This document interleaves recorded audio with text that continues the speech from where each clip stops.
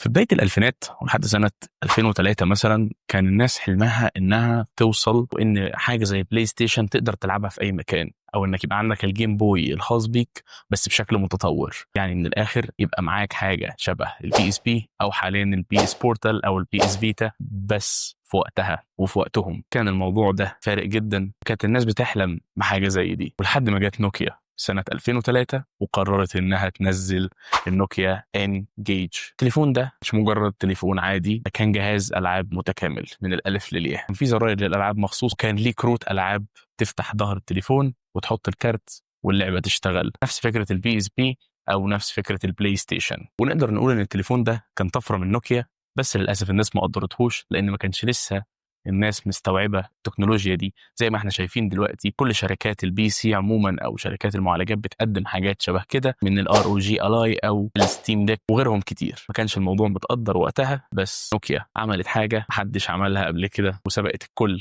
وقدمت جهاز العاب في وقت كانت الالعاب في حد ذاتها صعبه. كان الجرافيكس اللي بتقدمها في الوقت ده نوكيا كانت قريبه جدا من جرافيكس البلاي ستيشن 1. يمكن انت تحس الموضوع دلوقتي يعني ايه جرافيكس البلاي ستيشن 1 عادي جدا، بس وقتها ده كان اكتشاف. اكنك بالظبط كده تنزل تليفون يقدر يشغل جيمز البي اس 4 مثلا او البي اس 5. الموضوع كبير جدا، كانت التكنولوجيا البسيطه بتدي تاثير كبير. ده كان فيديو الحنين للماضي، معكم حازم تيك فيو. ما تنساش تعمل لنا لايك وكومنت وسبسكرايب.